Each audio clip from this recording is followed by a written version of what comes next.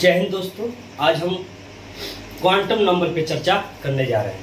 आज हम आप लोगों को क्वांटम नंबर के बारे में बताएंगे, जिसे पोस्टल एड्रेस के नाम से भी जाना जाता है। जब हम क्वांटम नंबर की बात करते हैं, ध्यान दीजिएगा, क्वांटम नंबर जिसे क्वांटम संख्याएं भी कहते हैं।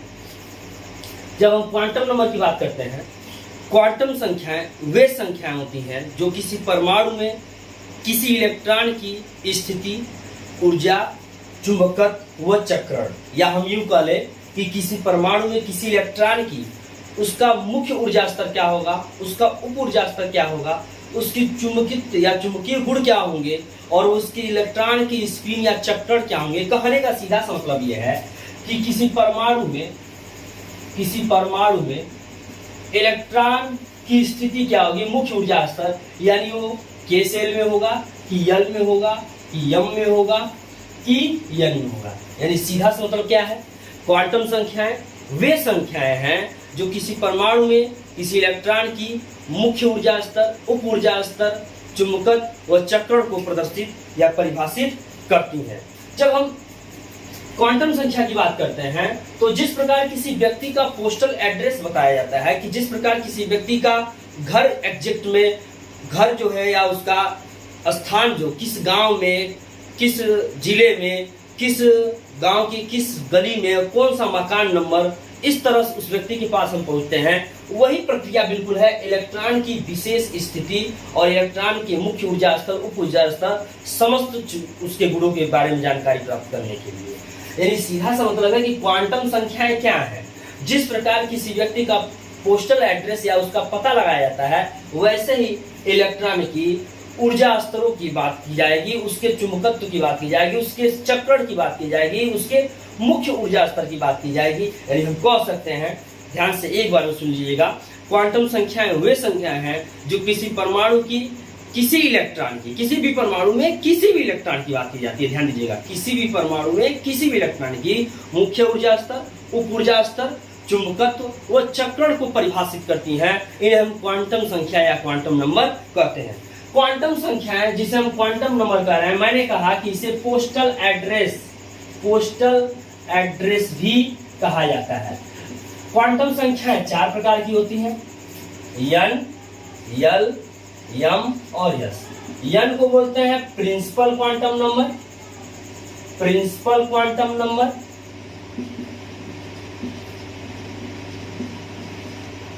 यल को कहते हैं एजीमुथल क्वांटम नंबर,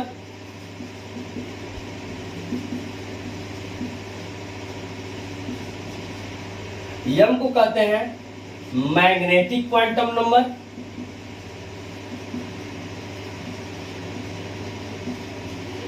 और यस को कहते हैं स्पिन क्वांटम नंबर। यानी जिसे हम कहते हैं मुख्य क्वांटम संख्या। क्या कहते हैं?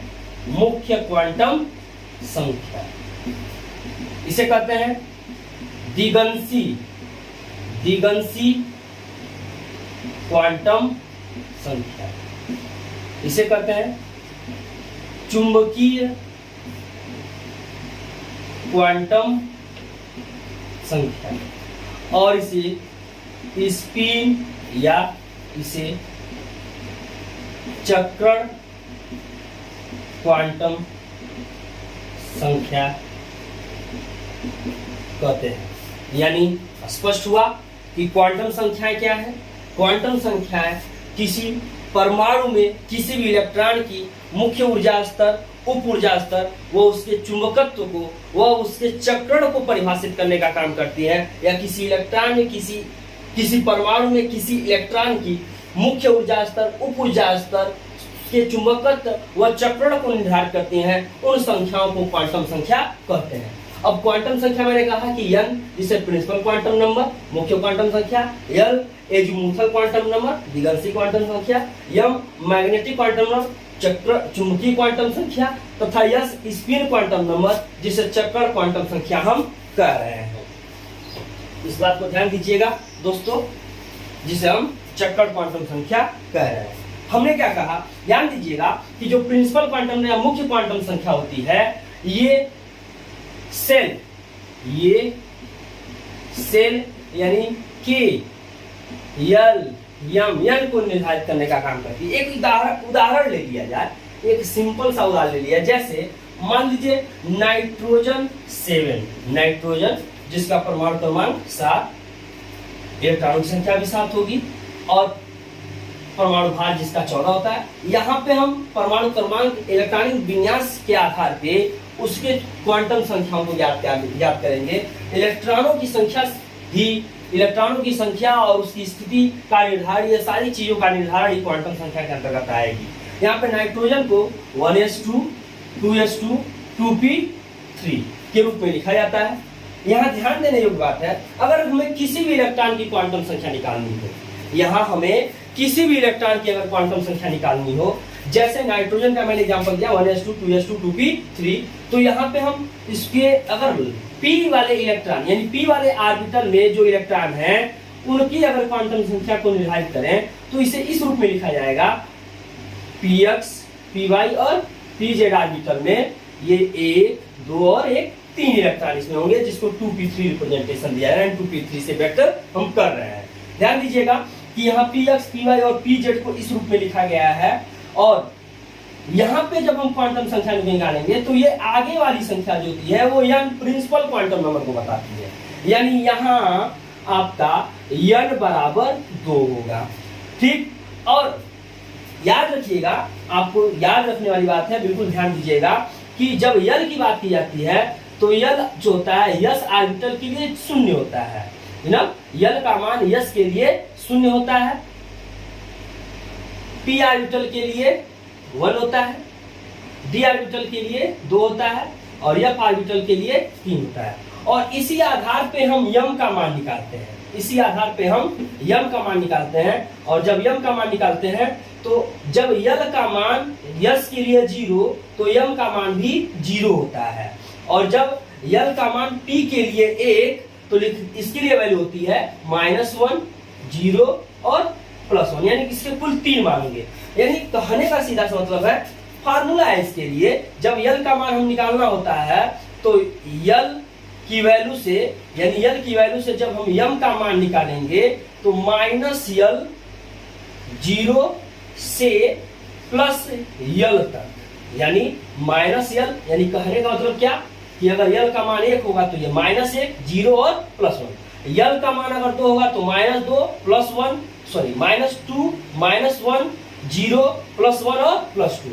उसी आधार पे इसे समझ लीजिए, यहाँ पे होगा -2, -1, 0, +1 और +2, और यहाँ -3 यब के लिए -3, -2, -1, 0, +1, +2, +3। यानी ध्यान दीजिए कि जब यल का मान यस के लिए 0 तो यम का मान भी 0, जब यल का मान p के लिए 1 तो यम के कुल 3 मान होंगे, -1, 0, +1, और जब यल का मान d के लिए 2 होगा तो इसके कुल 5 मान होंगे, -2, -1, 0, +1, +2।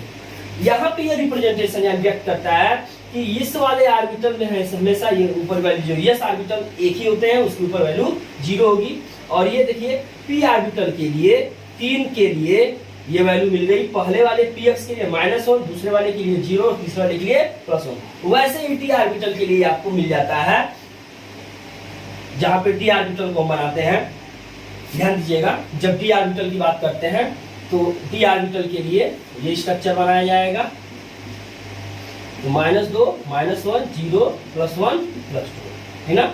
इसे कहते हैं dxy, dyz, dzx, dx2, y2 और लास्ट dz2। अब ध्यान दीजिए, हम बता रहे थे कि नाइट्रोजन के लिए, ध्यान दीजिएगा, नाइट्रोजन के हम अंतिम इलेक्ट्रॉन की क्वांटम संख्या मान लीजिए ज्ञात कर रहे हैं। अंतिम इलेक्ट्रॉन यानी 2p3 का, यानी pxy1, px1, py1 और pz1, यानी pz वाले इलेक्ट्रॉन, यानी इस इलेक्ट्रॉन की क्वांटम संख्या हम निकाल रहे हैं। तो यहाँ पे लिखेंगे, ध्यान दीजिए कि n बराबर 2 और पी ऑर्बिटल है तो यल बराबर क्या होगा 1 होगा। और यम का मान मैं ऑलरेडी आपको बता चुका हूं कि माइनस यल 0 से लेकर प्लस यल तक, यानी -1 0 और +1। और ध्यान दीजिएगा कि हमें पी जेड यानी अंतिम इलेक्ट्रॉन का निकालना है, यानी इसकी वैल्यू जब तब होगी यम बराबर +1। और अंतिम इलेक्ट्रॉन की स्पिन क्वांटम नंबर यानी यस को हम निर्धारित करेंगे। ध्यान दीजिएगा, यस को जब निर्धारित करेंगे तो इलेक्ट्रॉन तीनों के तीनों, देखिए सारे के सारे इलेक्ट्रॉन क्लॉकवाइज डायरेक्शन में।